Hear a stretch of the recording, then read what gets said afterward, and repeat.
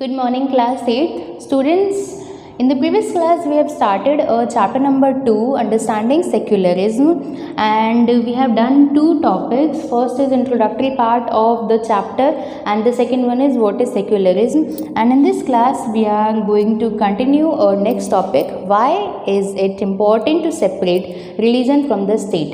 So हम लोगों ने पहली क्लास में देख लिया था कि एक सेक्युलरिस्ट कंट्री के लिए स्टेट पावर को रिलीजन से अलग करना बहुत इम्पॉर्टेंट है।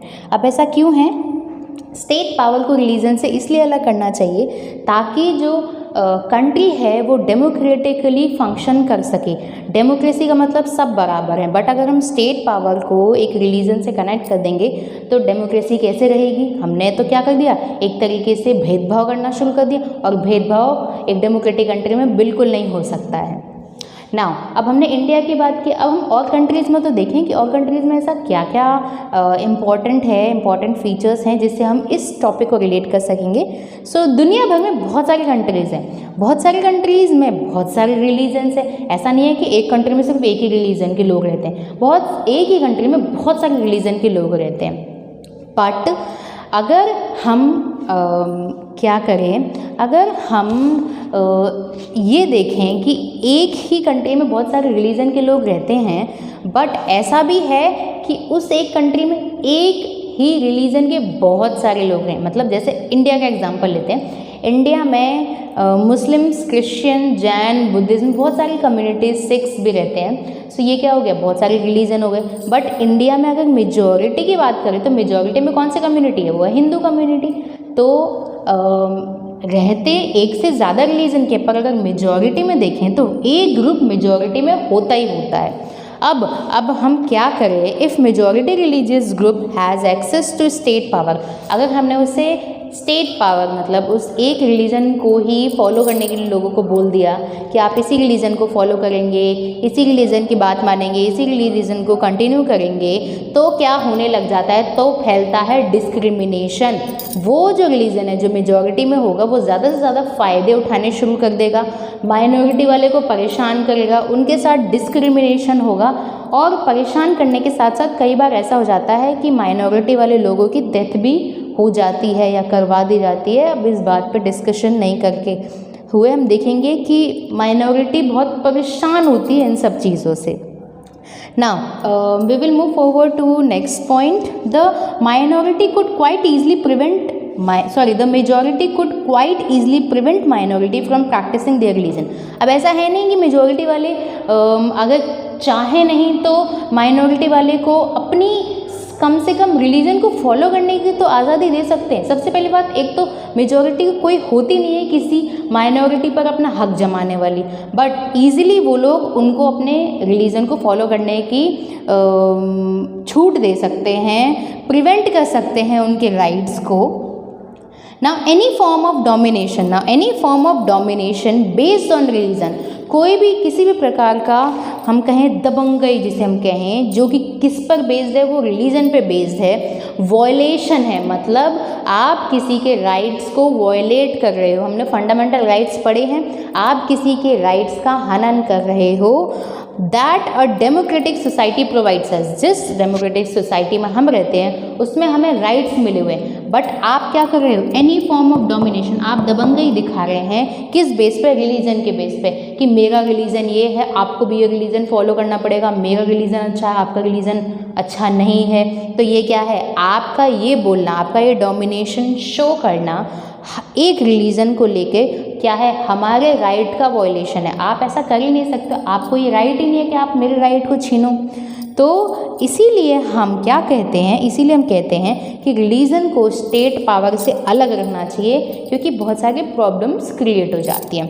Now this is the first paragraph of the topic, why is it important to separate religion from the state. Now we will move forward to our next paragraph. Now we need to protect the freedom of individuals to exit from their religion embrace other religion or have the freedom to interpret religious teaching differently. Now अगर एक state को power दे देते हैं हम कोई religion को follow करने की, तो ये बहुत ही ज़्यादा डिफ़िकल्ट हो जाएगा अदर माइनॉरिटीज़ वाले लोगों के लिए, क्योंकि ये इंडिविजुअल्स के राइट का वायलेशन है. अब एग्जांपल हम अनटचेबिलिटी का लेते हैं. अनटचेबिलिटी में जो अपर कास्ट के लोग हैं वो लोअर कास्ट के लोगों को छूना पसंद नहीं करते, उनके हाथ से पानी पीना, अगर उनकी छाया भी पड़ जाए तो उनको प्रॉब्लम्स हो जाती है. तो क्या अनटचेबिलिटी अगर हम स्टेट के पावर को इसका राइट भी दे दें तो क्या वो माइनॉरिटी वाले लोगों के लिए सही रहेगा? बिल्कुल नहीं. इसीलिए स्टेट की जो पावर है उसको सेपरेट किया जाता है रिलीजन से. ना हम लोगों ने ये देखा कि स्टेट की पावर को रिलीजन से सेपरेट करने का वर्ल्ड वाइड भी हमने देख लिया कि और अदर कंट्रीज़ में भी क्या इफेक्ट होते हैं. अब हम देखेंगे कि what is Indian secularism. Indian secularism है क्या, और इंडियन पर्सपेक्टिव से हम इसे समझने की कोशिश करेंगे. सो इसमें 3 पॉइंट्स हैं. Let us discuss those 3 points. What is Indian secularism? So Indian secularism क्या है? The Indian Constitution mandates that the Indian state be secular. Indian Constitution में ऐसा लिखा गया कि इंडियन स्टेट किसी भी एक रिलीजन को सपोर्ट नहीं करेंगे, क्योंकि सब क्या है, इक्वल हैं. आप कोई भी एक रिलीजन को अगर सपोर्ट करते हो तो बाकी के राइट्स का वायलेशन कर रहे हो. According to the Constitution, only a secular state can realize its objective to ensure the following. अब क्या क्या होना चाहिए देखेंगे. One religious community does not dominate another. कोई भी एक religious community है वो दूसरी community को किसी भी आधार पर डोमिनेट नहीं करेगी. ना मुस्लिम क्रिश्चियंस को परेशान करेंगे, ना सिख हिंदूज़ को परेशान करेंगे. कोई भी religious community डोमिनेट नहीं कर सकती है.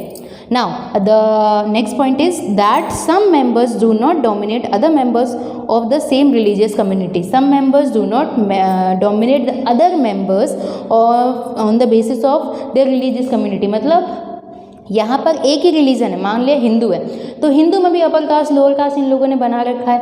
तो ये डोमिनेशन भी बर्दाश्त नहीं होगा कि अपर कास्ट के लोग लोअर कास्ट, मीन्स कम्युनिटी तो सेम है, सेम रिलीजियस कम्युनिटी है, हिंदू है, तो उसी कम्युनिटी में भी जो मेंबर्स हैं वो एक दूसरे से भेदभाव नहीं करेंगे. एक ही कम्युनिटी के लोग भी एक दूसरे से भेदभाव करते हैं, अपर कास्ट लोअर कास्ट को परेशान करते हैं.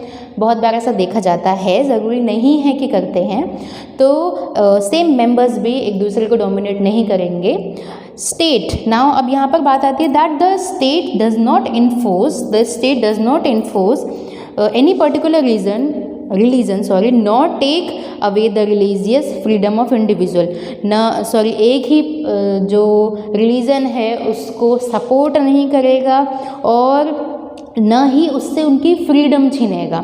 अब यहाँ पर फ्रीडम छीनने की बात कहाँ से आती है वो हम लोग अभी देखते हैं.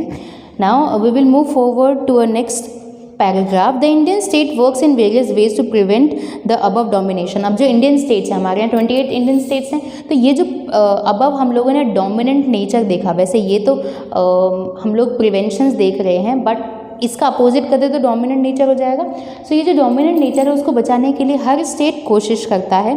अब वो लोग क्या करते हैं, स्ट्रैटेजी अपनाते हैं. सबसे पहले तो स्टेट को रिलीजन से अलग कर दिया. The Indian state is not ruled by a religious group. कोई भी रिलीजियस ग्रुप को वो फॉलो नहीं करेगा क्योंकि ये एक तरीके से वायलेशन हो जाता है. And not does it support any one religion. कोई एक रिलीजन को फॉलो नहीं कर रहा है और सपोर्ट भी नहीं करेगा. In India government spaces like law courts, police stations, government schools and offices are not supposed to display or promote any one religion. अब जो गवर्नमेंट से ही रिलेटेड जो अदर हम कह सकते हैं स्कूल्स, गवर्नमेंट स्कूल हो गए, ऑफिसेज हो गए, पुलिस स्टेशन, कोर्ट हो गए, ये सभी गवर्नमेंट के अंडर आते हैं. ये भी किसी एक रिलीजन को प्रमोट नहीं करेंगे. अब एग्जांपल हम ये देखेंगे कि ऐसा क्यों कहा गया कि ये एक रिलीजन को सपोर्ट नहीं करेंगे. तो आपके नेक्स्ट पेज पर एक डायग्राम के मतलब एक क्लिपिंग्स के ज़रिए आपको बताया गया कि एक गवर्नमेंट स्कूल है. गवर्नमेंट स्कूल के कुछ बच्चे बोलते हैं कि एक बड़ा रिलीजियस फेस्टिवल है, क्यों ना सर हम इसे सेलिब्रेट करें. पर सर बोलते हैं क्योंकि ये गवर्नमेंट स्कूल है, because of this we can't celebrate that particular religious festival.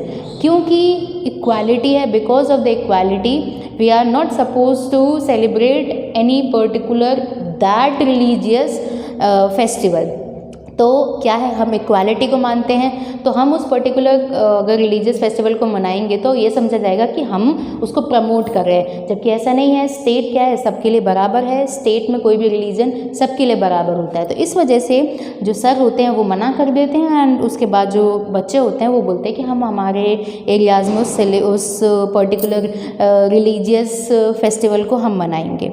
Now अब हम लोग इस पैराग्राफ को डिटेल में देख लेते हैं। In the above story board, the celebration of the religious festival within the school would have been a violation of the government policies of treating all religions equally। अब अगर वो जो गवर्नमेंट स्कूल है उसमें वो सेलिब्रेशन हो जाता तो क्या हो जाता, वो वायलेशन हो जाता।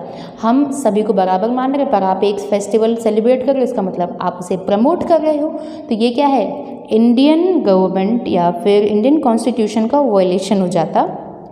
Government school can not promote any one religion, कोई भी रिलीजन को वो प्रमोट नहीं कर सकते हैं, इधर इन द मॉर्निंग प्रेयर्स और through religious celebrations, morning prayers में भी नहीं और न कि कोई फेस्टिवल को सेलिब्रेट करके। जबकि पब्लिक और प्राइवेट स्कूल्स में ऐसा कंपलसरी नहीं, no rule does not these rules does not apply in the private school. हम लोग सेलिब्रेट करते हैं अदर फेस्टिवल्स को, अगर हम ईद सेलिब्रेट करते हैं तो हम लोग दिवाली भी सेलिब्रेट करते हैं, हम लोग बैसाखी सेलिब्रेट करते हैं, तो हम लोग क्रिसमस डे भी सेलिब्रेट करते हैं। तो यहाँ पर क्या है, हम लोग सेलिब्रेट करके इक्वालिटी को, अपनी इक्वालिटी को दर्शाने की कोशिश करते हैं। But government offices and hospitals में तो नहीं, बट पुलिस स्टेशंस या फिर गवर्नमेंट स्कूल्स में भी ऐसी कोई भी पॉलिसी नहीं अपनाई जाती है जिससे हम लोग किसी एक पर्टिकुलर रिलीजन को फॉलो करते हुए दिखें। ओके, सो हम लोग आगे की जो क्लिपिंग्स हैं वो नेक्स्ट क्लास में देखेंगे। That's it for now.